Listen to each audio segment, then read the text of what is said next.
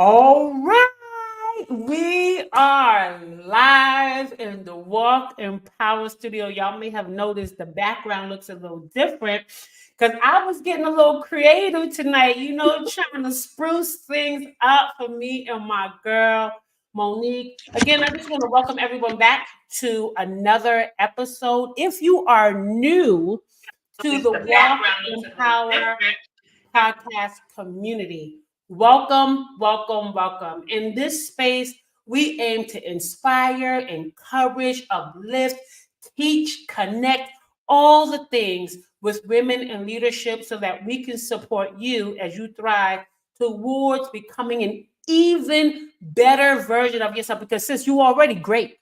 You're already great, sis. So the goal is to help you to continue to rise in your greatness.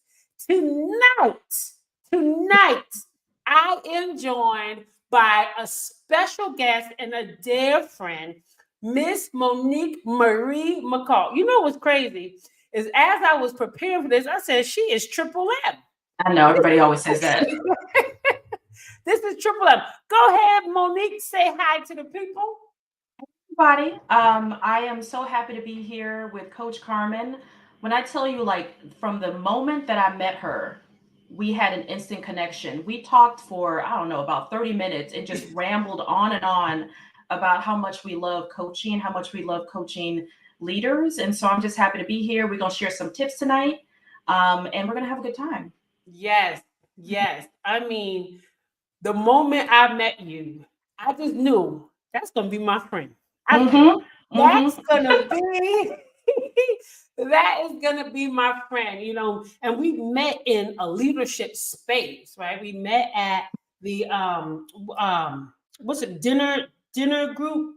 The women's dinner group in Boston. The women's dinner group event that they had earlier this year, which was just such a phenomenal event and an incredible way to start the year, sharing space with incredible Black women in leadership in Boston. Like, it was just amazing. And so was the sushi, y'all.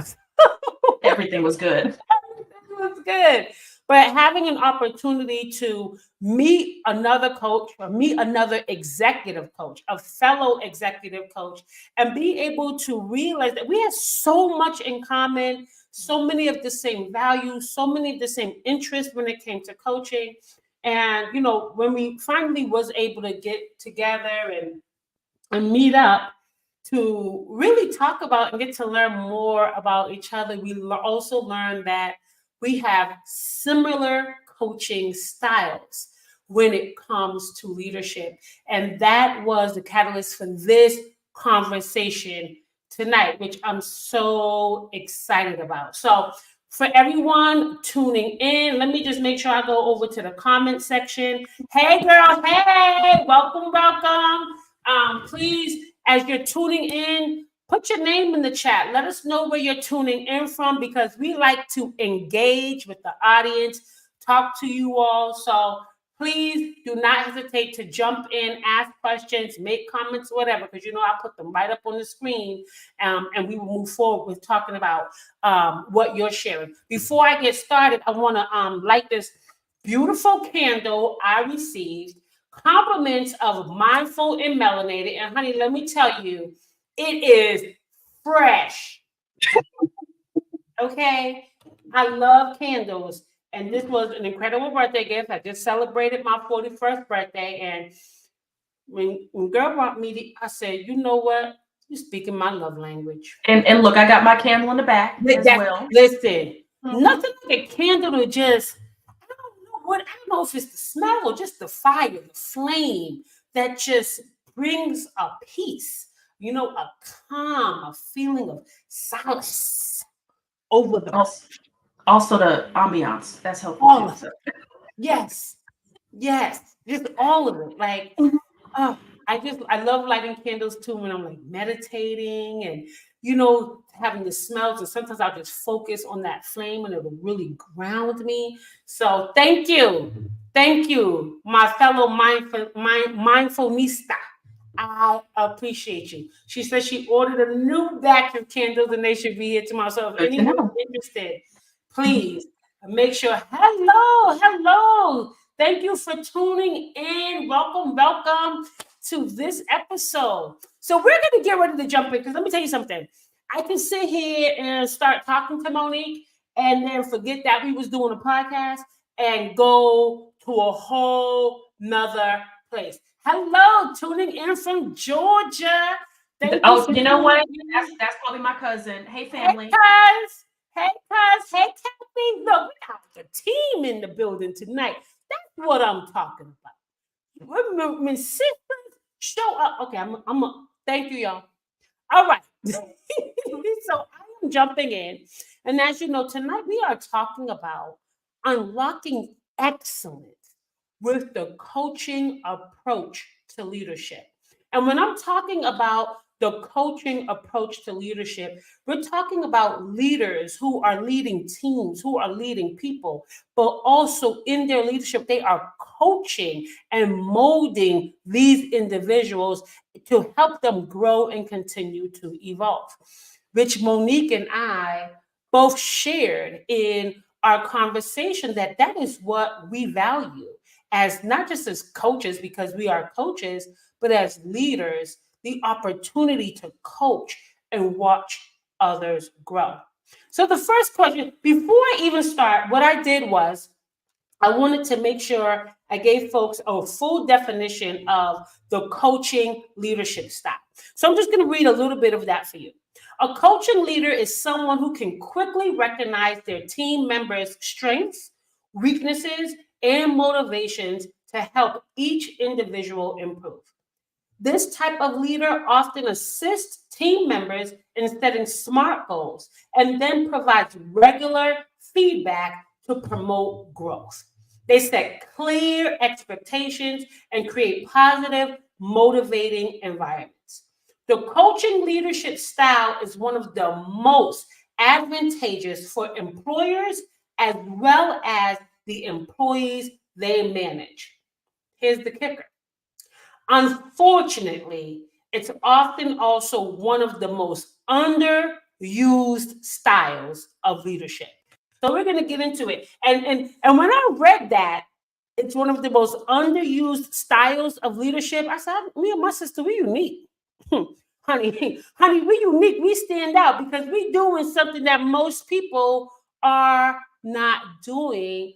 And maybe they're not doing it because they don't know how or don't really see the value in it. And so we're gonna get into it. So sis, I want to ask you, because this is something that came up for me.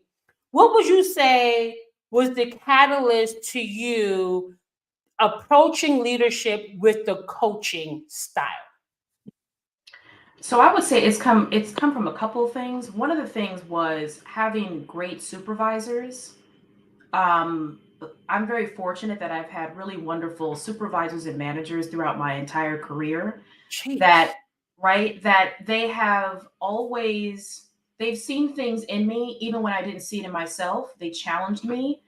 Um, and I just felt like I'm so grateful for that because I have always wanted to pay that forward, right? Yeah. And whether that's with my staff or whether that's with my mentees, I just feel like, that has been really, really important for me. Mm. Yeah. I love that. I love one, hearing that you had that type of support from the very beginning of your career.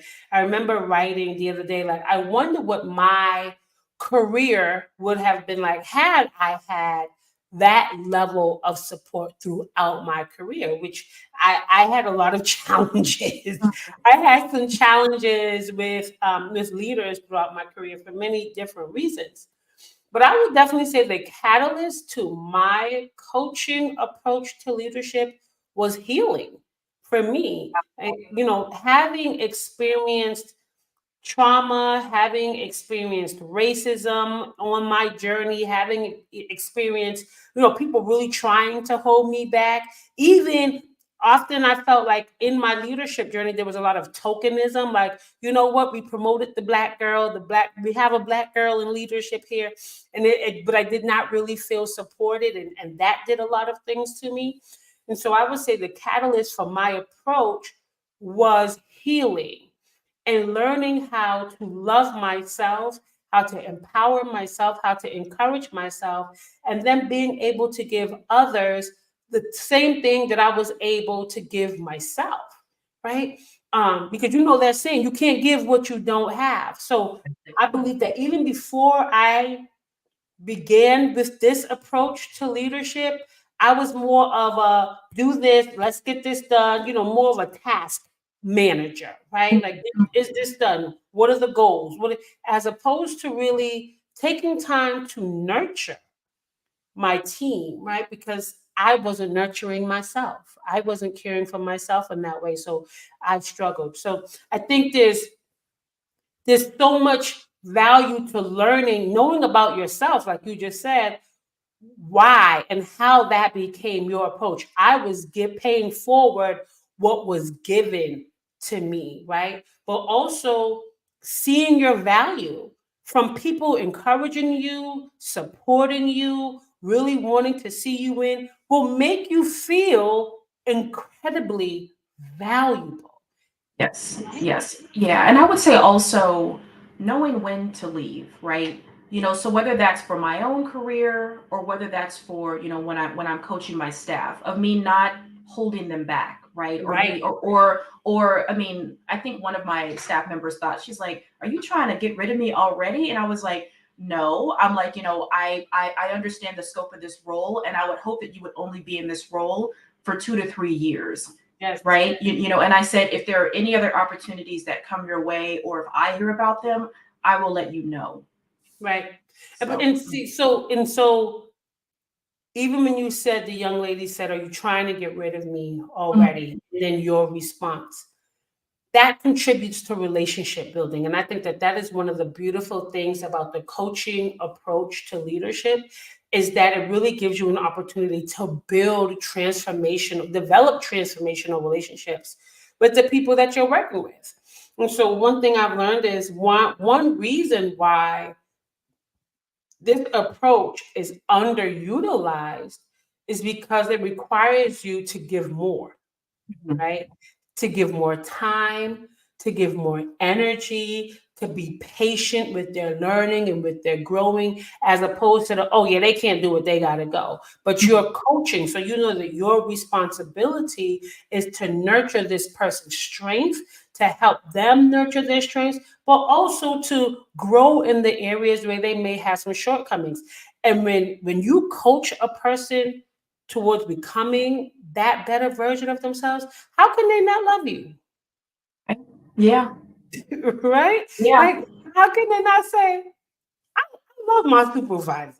yeah, right. And also, oh, like she's such a great example, and now I can continue to do this moving forward for someone Right? else. And Absolutely. I really do think that's what it should be. I have heard a lot of stories, and I know that you and I have talked about supervisors that honestly were selfish, right? They only thought about where they were going. They didn't care about anybody else, and they kind of would just look at you, right? And they're like, "Well, you're either going to sink or you're going to swim," instead of Yes. realizing that that is a reflection on them, right? Yes. As a manager, I remember one time I was talking to one of my staff members, and it was just like something really really minor, and she was like, "Oh, you can just blame that on me," and she was just kidding around. But I looked at her and I said, as a manager, I would never do that. I said it Right. comes down to me. I said it stops with me. And she was like, "I was just kidding." I said, "I know, but I just, in the future, Just you want, know, just want um, you to know this. right? It's the right, especially because if it becomes something more serious," I said, "I will be there, and also I do think that there's something about protecting your staff as well that I feel like a Absolutely. lot of leaders they don't necessarily think about, right? Because again, they're thinking about themselves, they're thinking about how Right. they're gonna survive or thrive. And I'm like, we can all thrive. We can, We that's, really and can. that's the goal. That is the goal. Right? I love that you said that. Regina had a comment. She says, in the past she tried to put her support in its own game, but they would take advantage of me because they thought we were cool. How do you balance being supportive without being a sucker? I love that. Girl. Love that. Right? And Mhm. and I will say is, not being afraid to be honest, right? That's how I've been, because me and my team could go have drinks after work. And Mhm. in work, they already knew what time it was, right? And so not being afraid to be honest with them and say, listen, this is what I need from you, in setting deadlines and holding them accountable to those deadlines. Sometimes what I've noticed with a lot of supervisors who do want to coach, who do want the best for their team, they struggle with setting boundaries with the team, right? So it's like, oh yeah, I want to be the cool boss. I want to be the nice boss. I want to be seen as nice. And that can go into a challenge with setting boundaries around the expectations. And Mhm. so I think one, setting boundaries from the beginning, Yes. one, can also create a very meaningful relationship and also get you the results that you desire, right? And I mean, I've had employees who I've coached, but also have said, you're gonna get fired, right? Listen. Right? And so I would keep it real, like I can only give you so many warnings, because at some point it goes above me. Mhm. Exactly. And so keeping Exactly. it real at all times with your team is being vulnerable, right? Like being vulnerable, being open, being honest. Like, listen, I'm really trying to help you because I want the best for you, but you got to help yourself. I Exactly. need you to do your part, and that's also a part of coaching. Coaching is not just, oh, I really want the best for you, and I'll do anything I can. Coaching is also holding someone accountable for their actions, right? Because even for you and I, Monique, as coaches, when we're coaching clients, we are not going to say, "Oh, that didn't work out. Well, it's okay if you didn't do the work." No, it's, did you do the work? You're not going Mhm. to get the results you want unless you do the. That's real coaching. Your real coach is going to keep it 100% with you at all times, Yeah, right? yes, I agree with all of that, especially because the accountability part is so important, right? To be a leader, but also when it comes to your staff, you want them to grow. And they're not going to be able to do that if they're starting to become too lax. That's right. Also, I was watching I love watching, leadership podcasts, including yours. And there was a person who talked about, he said in the beginning, like when you are coming into a new team, or if you have a new staff member, it's actually better to be more strict with them in the beginning, and then after that, kind of loosen it up a little bit at a time. That is much better than wanting to be someone's friend. My staff Right. knows that I am not their friend. I mean, so for me, for example, it will take me a little while, maybe about a year, maybe more, in order to actually go out to drinks with my staff after Mhm. work, right? And again, that's because all my friends call me the boundaries queen. They're like, you are a boundaries queen. I'm like, well, I have to be, because just because, again, like, I want to make sure that they're getting what they need from work, That's right. again, right? And yeah, so which of course it's not saying that I have not gone out with other colleagues, but with my staff I normally don't go out to drinks after work. Now taking them to lunch, I definitely do that, right? Especially, to just be able to be appreciative. I Oh think that's yeah. another thing, right? I think that's another thing, is that sometimes leaders, and I know that we can be so busy, but I'm like, it really does make a huge difference to stop and thank your staff for what they're doing. Absolutely. Mhm. Absolutely. I totally agree. Showing that appreciation, showing gratitude to them, because the reality is, I need you just Yes. as much as you need this job. And so, because you're showing up and doing your part, we are all successful together. And I think acknowledging that, to an extent, right? Because sometimes you have some employees that want you to acknowledge everything they do. And it's like, okay, let's reel it in. That's your Mhm. job, right? Yes. And Yes. so, yes, there's going to be times where we're going to praise you and say, thank you. Listen, you got this done and you got that crunch done and you have been doing amazing. And I just want you to know I see you and I'm grateful for you, right? And then you also have some employees who don't like that, right? Mhm. And so I think the value of really getting to know your employees, because I'm one of those employees when my supervisor, oh, well, we'll send that. I said, well, please don't do that. When it was even when it's my birthday, oh, we're gonna, please don't do that. Like, so like knowing your employees, knowing what they need, and so that you can honor them in the way that they want to be honored. Yes. Some people want that big public praise. Some people just want you to come in and say, "You hungry?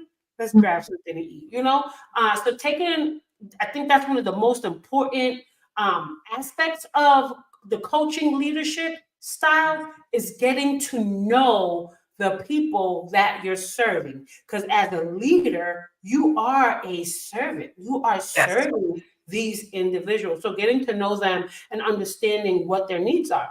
But the other thing is, when we think about the coaching approach to leadership, that's not everyone's leadership style, right? Mhm. And that's totally fine. However, you can pull pieces from every leadership style based on the team that you have. And that's the value of a great leader, is knowing how to mold, to create the team cohesiveness, right? To create the team camaraderie, all of those things, by saying, you know what, this is what this team needs, because you cannot lead everyone the same way. Yeah. So that Mhm. really goes back to, I might have a person who needs a little more coaching than this person. This person might really be on. So maybe this person needs a more different style of coaching. And really, again, just going back to learning how to approach the people that you're working with. And so that's one of the things that, they said is a coaching leader recognizes the strengths of their team. And so, as a coaching leader, you know who needs more coaching, who may need less coaching, so that they can continue to do their thing, right? And so, I think that's Yes. something important to think about. Yes. But another thing And that I came up just, in interest Mhm. is challenges in the coaching leadership approach. And there was some. The one that I encountered is when you have a know-it-all employee. Anybody ever had a know-it-all employee? We all have been there. Right? And so when you are a coaching style leader and you're coaching someone who's not coachable, right? That can be a great challenge, because it can sometimes make you just want to be hands off. Like, you know what? You got it. You good. Since, how do you handle that? How have you handled employees that are not coachable? Now, not that they don't need coaching, but Yeah. they're not coachable. How do you handle that? So there is something that I like to do with my staff. So whenever we have a one-on-one meeting, I actually have them prepare the agenda. I think that that's something that, right, because also I do feel like Absolutely. whether they realize it or not, that is something that that leaders do, right? Like we have to think about all the different things that are happening, timelines, different priorities, different deadlines, all kinds of things, or it might even just be ordering supplies, right? But I leave that up to them, and then if, and it's and I like to do it in a shareable document, just so that I Yes. can kind of go in, look at it, and then also add items as well. And then also what I like to do is at the top I always put vacation. I want to remind my staff that please take time off, right? Because I always remind my staff, I'm like, we are humans, we need to take Yes. breaks from time to time. That's so important. So I put that at the top, but then also I put professional. So I also put a professional development link, just so that Yep. they can go in and look at the different trainings that are offered. And sometimes I've had staff that are like, oh, I think I'm okay for right now. And I'm like, no, no, no. I really want to make sure that your goal for each semester is to actually take at least one professional development training. And I tell Yep. them that it's not just about the information that you're going to learn from the training. It is also who you are going to learn while you're at, or who are you going to meet when you're Yes. at this training, right? So again, talking about building relationships. Now, if I'm meeting with a staff, and if they're not interested in those things, right? If they're like, or if they're like, oh, I want to take all this vacation, but I'm not trying to um, um, develop myself as well as develop my network, but also if they're falling off on deadlines, and also if it's which of course for me, I always say, and I've learned from one of my mentors, I'm okay with getting into the weeds, right? Meaning that, I might have this title, this fancy title, but at the end of the day, the work has to get done, right? And but at the same time, if I feel like I'm doing all their work, then obviously we will definitely have conversations about that. And I do think that as a leader, it is so important. Conflict management, having difficult conversations, and actually usually like It's I actually don't even necessary. like the right. It's Yeah, necessary. it is so necessary. And actually, like I don't even like to say like difficult conversations, right? Because I just feel like words matter so much. I Mhm. just say, I'm like, this is a conversation that we're gonna have about how we can both, move things forward. Yeah, so I never usually like to use that terminology. But at the end of the day, like, we all have to work together, and of course we're Yes. all getting a paycheck, right? And so, and I just feel like if that work is spilling onto my plate as well as to my other staff's plate, then, then obviously we will definitely have to have those conversations. And then if that doesn't work, then of course we have to bring in HR, which Yep. I don't normally like to bring in HR, but if we have to, then it has to be done. Right. And I think it's making those are the decisions we have to make as leaders, right? It's I don't want to have to take this route, but you're pushing my hand, right? And Mhm. if you're leaving me no other choice, then those are the boundaries. Is I will only do this much. I will only go this far with you. If let's say if you're ill, you have some things going on that I need to pick up some things for you. I don't mind that. If not, and you're just kind of slacking off, is how can I help you manage your time more effectively? Do you need a later deadline? Because I need you to know that this is your job. And so sometimes we just have to move things around to get things done. Nonetheless, it's still your responsibility. And I think, a part of coaching is, again, is going back to that accountability. As your leader, as your coach, I am here to mold you so that you can be effective as well. And I think, staying on top of that, standing on business, Mhm. right? You Mhm. got to stand Yep. on business. Mhm. But the other thing I've recognized is in leadership, one, for me and you, we are very likable individuals. Very likable. But I also had to learn everyone ain't gonna like you, sis. That is so true. So true. Mhm. Everyone, no matter how bubbly you are, no matter how easy or approachable you are, there are some people who will have their mind set Yes. on not liking you. And as a leader, you must know it is not your responsibility to change their minds. That's not your responsibility, right? Yeah. And so when I have had to work with difficult employees, I just have to move with grace. Listen, Mhm. as long as the work is getting done, if you feel like you don't need any extra support, any added support, if you feel like, hey, you don't want to take any development, I will not push that on you because you are also responsible for your growth. I can offer it. I can say, here are some areas for growth for you. If you're refusing, I will not push it. However, if we continue to move in this direction, this is what it's going to look like for the future. And that's what, so one is not allowing the stubbornness and the coldness of others to get inside of me. And that is something I had to learn as a coach is someone else's opinions or demeanor should never change your temperature. Right? They should never be able to change your temperature, change your mood, and you should not stop coaching them the way you coach everyone else, even if they want to be challenging. Is here you go. Here's what I'm recommending. And I'm just going to continue to do my part. It's really up to you to take, right? To take what you are receiving, or get out. Yes, yes. Get Please. out.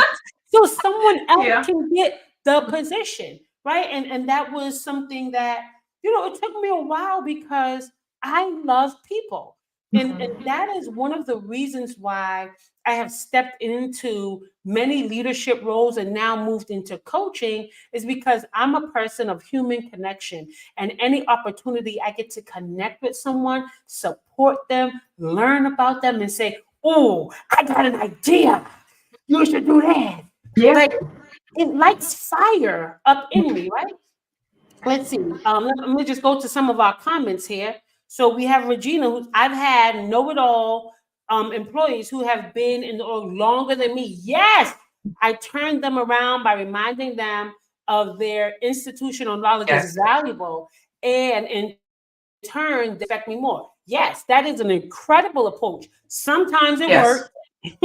Yes. Yeah. Right. You gotta, it's okay. It's okay to stroke the ego from time to time. And she is Yeah, so right about Regina. You are so right about institutional absolutely. knowledge, because there are so many procedures, things that are not written down. It's all up here, Yep. right? And yeah, and I do think that that's another thing of like that is also a skill set of getting people not necessarily to like you, but to Yes. respect you. For That's me, right. and in my family is both sides of my family are from the South. They're from Louisiana. So my great grandmother had a lot of sayings. Some of them are not appropriate for online, but for other ones, she literally did. She lived her life, just being like, she knew she was a good person. She raised all her children to be good people, right? To be giving, to be kind, and and just going with those values, you just realize if people don't like you, even when you have those values, it's not about you, It's not it's about about you. them. It is all about them. And Absolutely. and also for me, I just realized people like that, right, that just want to find something, right, that are in this Woo. negative space of just not liking you or just Yes. nitpicking.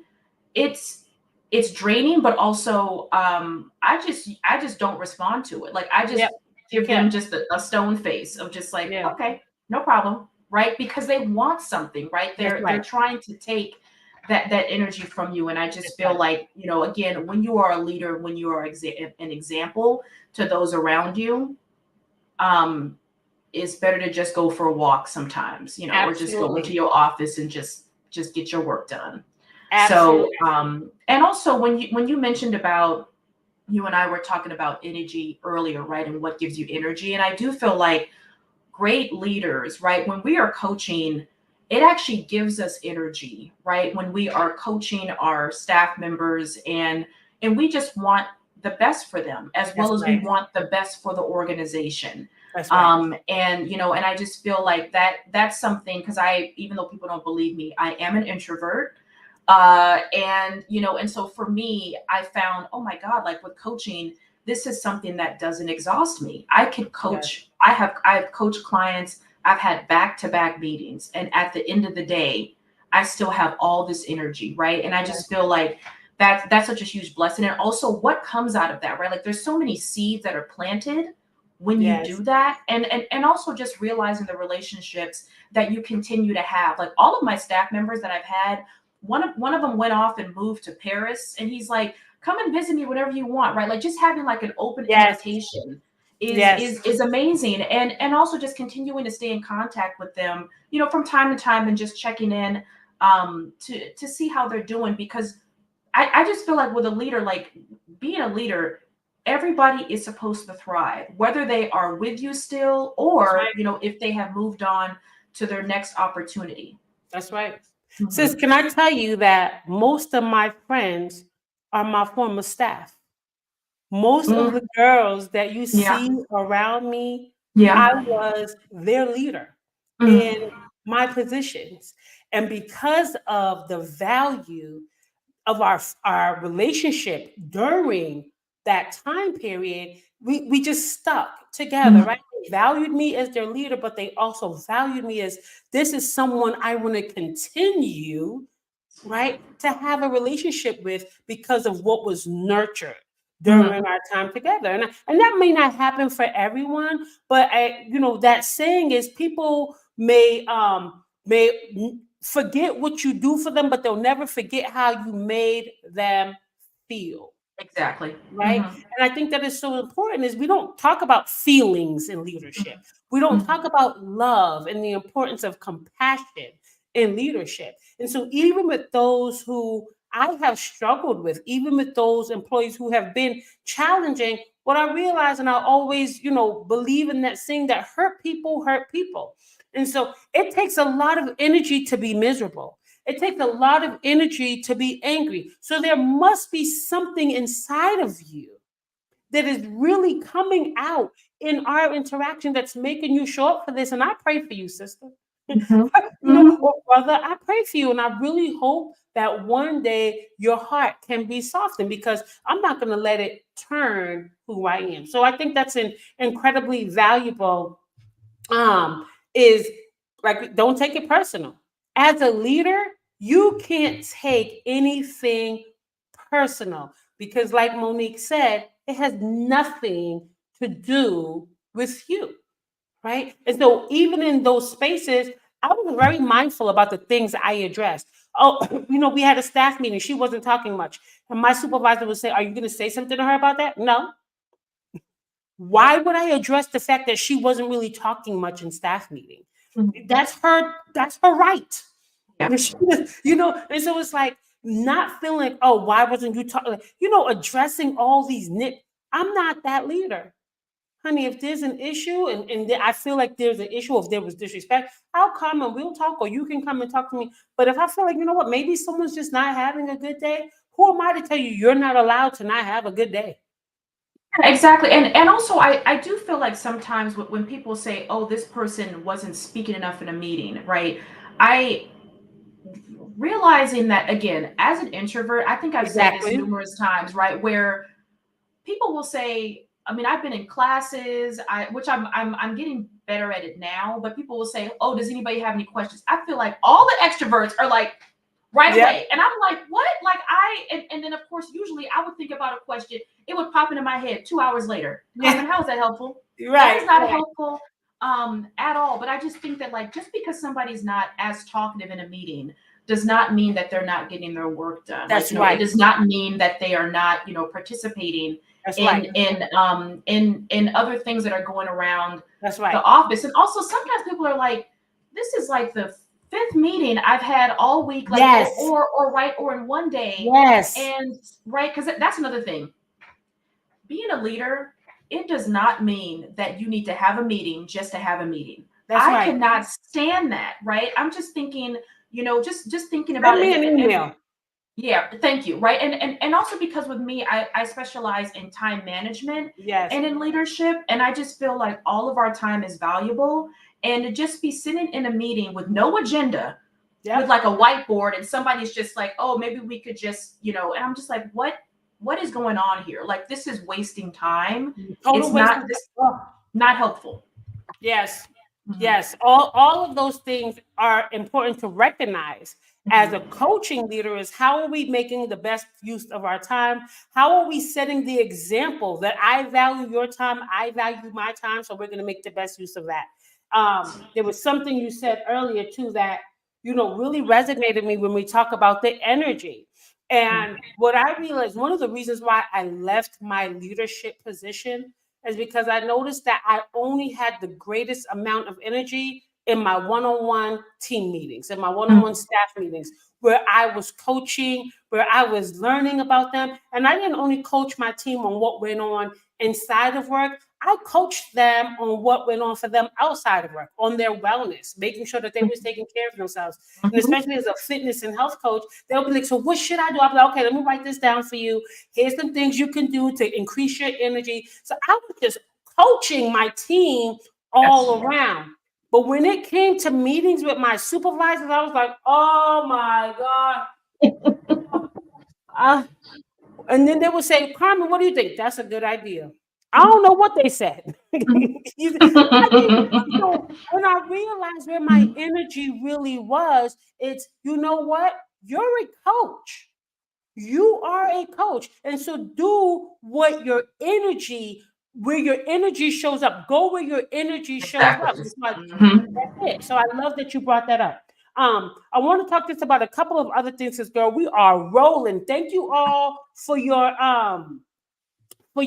comments. Yes, yes, that's right. Schedule focus time on your calendar. I used to tell my employees, put your lunch on your calendar.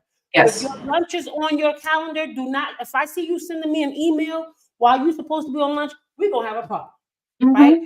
And so Yeah. coaching your team how to be well-rounded, whole employees, and not feeling like, hey, I expect you to be some type of work hog, because I'm not doing that. And so I also led by example is, honey, when the time is over, I'm leaving. I don't work overtime. Listen, you.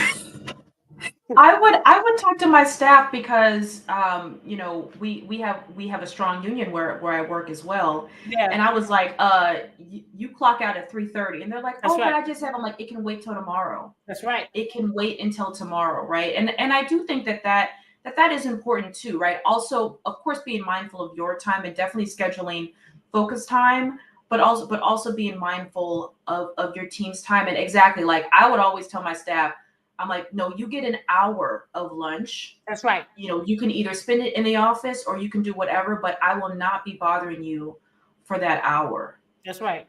My last job gave us 30 minutes for lunch. Oh, that's so And fast. I would tell my team, take an hour. Yes, yes, Period. Because one, as soon as I get up from my desk and sit back down, 30 minutes is over. So I would exactly. tell them, I understand what the people said. I'm telling you, please take an hour, enjoy your lunch, and go take care of yourself. But quickly, when I stepped into my last role, I had a team member who found her value in how much she gave. So she would come in early, she would stay late, she would be exhausted, and I would be like, why? I don't, and one, I'm just getting to know people, so I'm just like, every week there was overtime, and I'm like, I don't understand why you have so much. Oh, because I just want to make sure I get things done. I'm like, but the work will still be here tomorrow. Mhm. Yeah. So it got to a point where I said, okay, here's what I'm gonna tell you. You can work overtime, but I'm not paying you. So after this time, you're a volunteer. I bet you she never stayed late. And I know Look, legally I really couldn't do that, but that's how I had to get her. Right. yeah. Like, I'm not approving your overtime, because I wanted her to understand that I don't see your value in you. You're valuable to me, period. I don't care how early you come in, how late you stay. That does not make me look at you as a more valuable employee. It makes me look at you as employee that's about to be burnt the hell out if you don't cut the crap. Which is not helpful to anybody, Not right? helpful to me Yeah, or anybody else, because I don't want to do your work, yeah. right? And And so actually, I need you to take time. yeah, and actually, sis, like that's something that I want to mention as well. So I know that this is not necessarily the norm, but I train all my staff. So I train them on all their tasks, which means that Yeah. I know how long it takes to do something, and also I can Mm, help them prioritize. And right, and sometimes we might have to move a task or move a project, a week, like just move it a week out, right. or even sometimes a few days. But I feel like that has helped me a lot, especially because it also helps with not having a team or not having somebody burn out or somebody who is all over the place, right? Because if they Right. are constantly working overtime, I'm looking at I'm which of course I'm talking to my staff, but also I would be talking, to HR saying, do we need to hire someone else? Right. Because that can become too much. But I do feel like being able to train your staff, maybe not on everything, but just being able to know how long it takes them to get things To done. get And a of task done. right, and of course, one person might be faster or more efficient than someone else, but I just found that has really, really helped me to just be able to support my staff. And again, make sure that Absolutely. they're not burning out, making sure, because I always tell my staff, I said, I want you to think about yourself first, That's then right. your family, and then the job. And they That's right. go, oh, and I said, yes, because you have to take care of yourself, please. And That's, I'm like, you're the work important. will be here. Exactly. You're important. Mhm. And so we talked a lot about the benefits of the coaching leadership style, we talked about, the importance of building those relationships where you can really get the most out of your team, right? Like when you're coaching them on managing their time more effectively, going home, taking care of themselves, but also nurturing their skills, helping them to develop skills and so on and so forth. It makes employees actually want to show up for you. It really makes them want to work for you because they feel cared for, right? Mhm. And that's what employees want. Employees want to feel cared for. Now, to just talk a little bit about the challenges. And one of the things I talked about earlier was one of the disadvantages to the coaching leadership style is the time it takes, right? To really nurture and develop individuals, to really get to know them, which getting to know someone takes time. However, as a leader, in my opinion, if you're in here for the long haul, right? If you're committed to your team and committed to the organization, to the growth of your team, to the growth of your organization, then that time is invaluable. Like that time is necessary. That time is required. But here's the other thing that came to mind for me, sis, and I would want to hear your opinion. The more time you put in up front, the less time you have to put in later on, right? Mhm. Because the amount of time I spent coaching my employees, I think they became my coach because they would come to meetings with their agenda, just like you spoke about. Like I had a template that was a shared drive every week for our meetings. Update that with your new items. I'll put mine on there.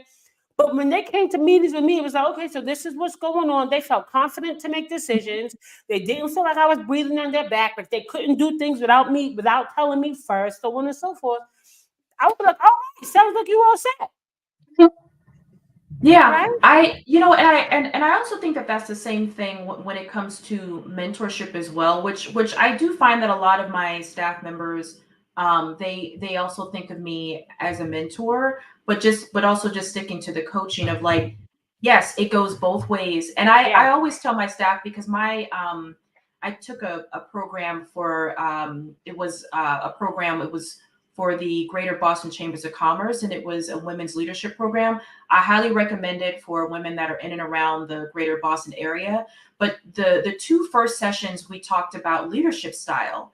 And there are four, and I'll just talk about mine, or at least the top two of mine was yeah, systematic thinking, like a systematic leadership, which I'm always thinking about process. I get so excited about processes, yeah, making things more efficient, systems, right? Which is really really helpful. But then the second one was considerate, right? Which I'm always thinking about again, my team's professional development and also what is mhm, best for them.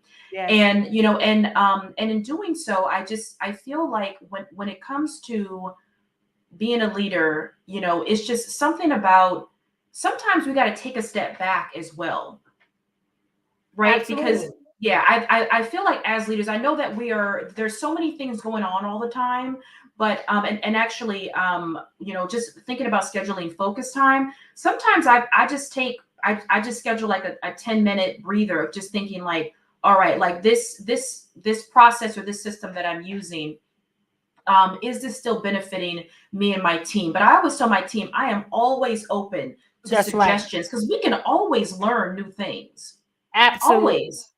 Yeah. Absolutely. And I think giving them that space and autonomy to share Yes. their wisdom and their knowledge, right? No matter what your role is, like you Yeah. said, I've learned so much from my team members, from my employees. I mean, I was used to be an Excel dummy. And one of my teammates was like, okay, this is all you. I was like, "What? Oh, come back Mhm. over here. Come show me some more. Right. And Mhm. so that's also that vulnerability as a leader is recognizing I don't know everything, right? Mhm. But I hired you so that you can contribute Mhm. your wisdom, knowledge, and expertise, right? One Yes. thing Regina said is, the time that we put into coaching employees is important. She's had managers who were so hands off that they would tell her to do her own performance review, and Oh wow. that's right. And that right there is a a leader that is not committed right? You have some leaders that are just here for a paycheck. I don't have time to do all of that extra stuff. And they do a real disservice to the employees and to the organization. Mhm. So as we're getting ready to come up on time, because this conversation was Oh, wow, was that went nice. fast. Yes, yeah, that's what happens. Time flies when you're having a good time. But what we want to do tonight is share 3 tips each to support you in adopting more of a coaching leadership style. And like I say, having more coaching leadership qualities are very beneficial to any team member. But what's most important is knowing who you're leading so that you will know how they want and need to be led. So, sis, you want to start us off with the first point, your first tip from Coach Monique. So which I think we kind of already went through a lot Yes. of them during our talk. We was just talking. And so again, it just goes to the energy that you are giving to your staff and your team. And again, like just being again, if it's a stressful time for the job, if it's a busy period, if you have to get into the weeds with your staff members and get the work done, do that, right? Because I do That's feel right. like that brings everyone together. And then of course afterwards you can go to a celebratory either lunch or drinks after work, as Coach Carmen Yes. said. Mhm. Yes, yes. And again, though, that goes back to knowing your team. If you have a team that you can do that with, by all means, know your people because you can't Yes. go out and hang out with all the people, right? Know your people. All right. I'll say my first one is start with strengthening your self leadership. As I talked about earlier, one of the catalysts for me becoming a coaching leader was learning how to coach myself, learning how to lead myself in the right direction. So developing your own self leadership skills so that you can be that leader that you want to manifest in others. Because the reality is, we're developing leaders, right? Mhm. Like you are really developing other people to lead in their fashion, right? So when someone's learning their skills, learning their strengths, learning where they need to grow, they are actually becoming leaders, right? And so, in order to manifest leadership in others, you really have to know how to lead yourself. You can do that by demonstrating the behaviors and attitudes that you want to see in others. If you want to hold others accountable and expect your team to be accountable for their actions, as a leader, you also have to hold yourself accountable and do what you say you're going to do. Show up, but also be open and honest and take care of yourself. Absolutely. And I would say for my tip number two is when it comes to what I like to do is every 6 months, I just have just a separate meeting with my staff, and it's focused on professional development, right? Yes. So if they are, and I kind of sometimes I do have to push my team to do this, but I feel like it always ends up being so fruitful. And when it comes to thinking about what their next steps are Yes. in their career, and also being able to whether it's to recommend trainings to them, whether they're at the company or outside of the company. Hmm. And also, I feel like with that, knowing the resources that the company has, again, like, that whether you can use those resources within the company or pay for a course outside of the company, I think that that's important. But also, I call myself, which I know that this is like a common term, a super connector, right? So for me, when people are telling me what they're passionate about, I'm always thinking about, ooh, who do I know that can help them, right? Or talk to them about the profession that they're in. And of course, being able to actually connect them to that person. Then I have a couple of I love a template. I love a template. So of course I have an email template if they want to use that in order to reach out to the person. Or again, I would be happy to do an email introduction. But then also when they're getting ready to meet with that person, I have a few questions also that I send my staff, and they can choose to use them or not. But I think that like Right. it kind of helps them get going. But then once Yes. they get going, they're off and they're doing their thing. But Yeah, again, that is like I think personal and professional development part of it. absolutely. It builds their confidence too, though, Absolutely. right? Like you encouraging that, but not only encouraging it, but supporting it, saying, Mhm. here's how you can get started. It builds confidence. Like, okay, I have the first step. And like you said, once they take the step, it's off to the stars, right? And so that is an incredible skill as a coaching leader, is to help others to amplify their confidence in Yes. themselves and their abilities. I love that. Thanks, sis. The other one, my number two, is create a safe environment where people can be vulnerable and feel free to ask questions or make mistakes without judgment, right? That is so important as individuals are growing. And when we think about ourselves as leaders, the times we may have dropped the ball, the times we may have made mistakes, and sometimes feeling embarrassed or ashamed or afraid of what the consequences may be, if it's found out, or how your supervisor is going to feel. But being that supervisor that can say, what did we learn from this? Right? How can we grow from this? What could we have done differently? As opposed to, you messed up, right? Yeah. But when people are in an environment where they just feel free to be themselves, to know that a mistake is an opportunity to learn. Any mistake, anything that doesn't go right is an opportunity to build, to be stronger, to be wiser.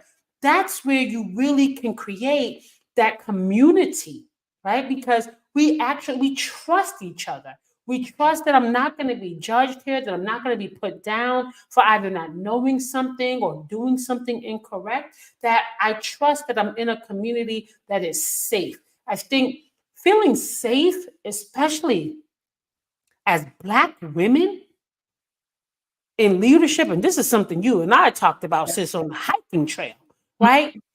Feeling safe above anything else is clutch. There is Yes. nothing worse than working in an environment where you are walking on hot coals, walking on eggshells. What are they going to say? What are they thinking about me? As opposed to being in an environment where, like, you know what? I know my supervisor is going to take care of me, support me, and has my back with this. So creating that safe environment, and that just goes back to caring about people. You cannot be an effective, impactful. I'm not saying you can't be a leader, but you cannot be effective and as impactful as you should be if you don't care about people. That was it for me. That was my Absolutely. number two. Yes. Yes. And I would say for number three, that again, I'm going back to self-care and vacation. That's something I do think that it is rare for coaches to think about, to say, hey, when was the last time you've taken a vacation?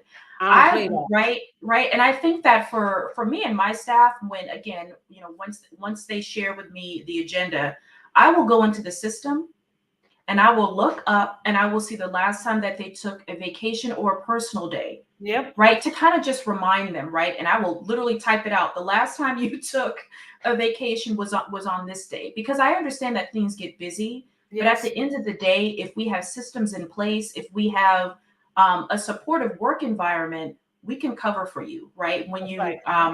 when you want to go out, and of course, just like you were saying, I always tell my staff, we are not robots. We are human beings, That's right. and also, just going back to the resources, my 9 to 5, we have all kinds of resources, right? And so of course, with the company sending us all these different emails about resources, I understand that a lot of times my staff doesn't have time to read them, but I will actually take time. Again, I will schedule a little bit of time in my day so I can actually point out to them, oh, there's actually a yoga class going on here. There's Mm-hmm. actually a meditation class. Oh, there's actually like a guided 30-minute walk around this park, and kind of just remind them again, because they do have an hour lunch break, that if they want to use it for that time, they can. or Yes, after work, but just always continuing. I mean, for me, I always say it's the people that run these companies, right? that's right. It's not just the companies. And and I just tell my staff that I'm here for you. So That's like right. when I say that, they go, "Oh, okay." And I'm like, "Yes, I'm genuinely here for you. I care about you. I care about, your family. I care about Right. how you show up to work and how we get this work done because for me it's so important for people to be present when they are at home with their families or, Absolutely. or if they don't, if they don't have a family yet, just to be able to leave work at work as much as we can, right? That's right. I totally understand, some people they have their emails on their phone and they're constantly checking it. But also another thing, my staff knows that I do not send emails after they have left the office. Nope. I will schedule it to go out the next morning. I was just about to say I schedule it. Mhm. Yep. And some people don't even know that they have that feature. That's one of the things I Yes. taught my staff, like, honey, you don't have to wait until Thursday. Mm-mm. Schedule the email. It'll go out on Thursday. Yes. Right? It's yeah, right. And I Save feel yourself like some time and energy. yes, and that's so important because I remember I was talking to a friend and she was like, I have a manager that is sending out emails at 1 o'clock in the morning. And I'm like, that is such a terrible example of, of one-time management, but also really like, do we need to know that you're working at 1 o'clock in the morning? Please just schedule it. It's okay to schedule it. But those are the type of managers that want you to see. I go above and beyond. And you know what I say? Good for you. Exactly. That is not for me, and that Honey, will never be for my good for for my you. staff. I tell people, no matter what time you receive an email, don't respond because even if your supervisor sends an email, you still need to set a boundary. If your Hmm. supervisor Hmm. struggles with boundaries, you set the boundary for yourself. I don't respond to emails until I'm on the clock. I never Hmm. forget one time I had a supervisor. Oh my God. I was supposed to be at work at 9. She was calling me at 7:30. I was looking at that phone and put that sucker right back down. I got to work Mm-mm. at my time. Why didn't you answer my calls? I said, because I was not due to be at work. Well, I was calling you. That's fine. I was not on call and I was not scheduled to be at work. So therefore, I'm not going to answer my phone. And she wrote me up and I said, I'm not signing that. No. Right? Like just talk about toxic. And so Mhm. if you have a supervisor who struggles to set boundaries for yourself, honey, because at the end of Absolutely. the day, like I said earlier, you are also responsible for yourself. I hear people complain about their toxic supervisors. My supervisor makes me do this. That's because you haven't learned how to set boundaries. So just Exactly. like Regina talked about earlier, if I was nice, sometimes they would take advantage of me. Well, we have supervisors who do the same thing. If you have an employee who's going to jump, and when you say jump, they say how high, they're going to keep telling you to jump until Higher and you higher say, and higher. right, Hmm. until you say, excuse me, not it, No. not it, Mm-mm. wrong one. Mm-mm. You know what I mean? And so you have to also just remember the name of this podcast, Walk in Power. Walk in Own the power. power to create the life experiences you desire. And that will also include you showing up to work with your own boundaries.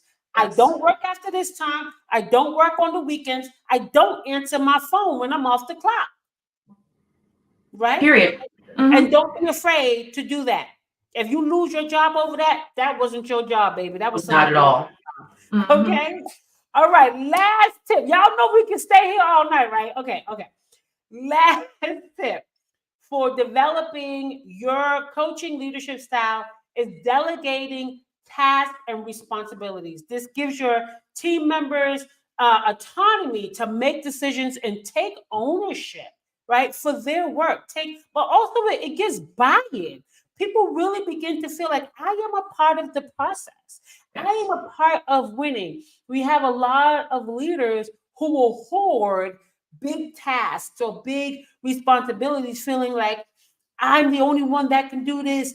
I'm the only one that can do it right. So they're not going to do it right. Well, how will they learn Like, if you don't give them the opportunity and take time to coach them on learning these new tasks and skills, because guess what? It helps you in them. It gives you more time and energy and frees up space for you to be able to focus on more high value tasks, right? But also now you have team members who are building confidence and their ability to do hard things. And you know what's going to happen?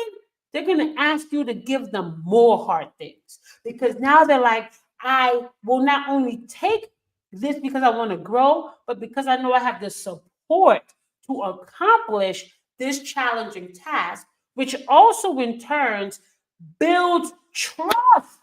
Yes. Yes. Trust between you and your team members. And when you have trust, baby, trust is golden. Trust is a golden ticket, sis. Right? When you trust your team, you go on vacation and you don't worry about what's happening at work. You don't worry about the things because I know who my people are. Yeah. I know what Yep. they're gonna do. So come on, Thumb. Thank you. I know what they're gonna do. So it's really important to really trust yourself and trust your team to delegate challenging tasks to support them in their growth and development so that you can continue to build a very strong team. Yes. This was amazing. It was. Any last words from you, sis? Because this was great. I I just see want to Nicole say, pop in. Hey, Nicole, girl, welcome to the family. Welcome home, baby. we're going to have to definitely do this again because I definitely have more that I want to share. But I think that that's enough for a lot of people to kind of, rewatch this episode, and just sit back and just think about their leadership style and also what they can, bring back to their team, as well as even, right, as well as even just small shifts. Because I do think as a leader, I am constantly learning, constantly changing, and I think that is so important, but we will definitely have to do a part two. Yeah, we would definitely have to do a part two. And I think we already had another podcast topic we wanted to talk about. I probably already wrote it down. But listen, this was great. I just want to say thank you, sis, for joining this evening. Thank you for coming and sharing your wisdom and your expertise and encouraging others on their leadership journey. Thank you to all of you who tuned in. Thank you to the regulars. Thank you to the newcomers. Welcome to the Walk in Power community, honey. This is all Yes. about owning your power. Mhm. Owning your power to manifest, to develop, to grow, to create, to just become that woman that you're dreaming of becoming. You have the power to do that. And so I hope that you got some incredible value from this podcast. I definitely got value from it, right? Absolutely. Just Hmm. being in this space with my sister and all the sisters in the chat offering and providing their comments and their wisdom as well, it just really fills me up. I always tell people I'm usually in bed by this time, but for this I will stay up. So I appreciate you, ladies, and until next time, walk in power. Everyone.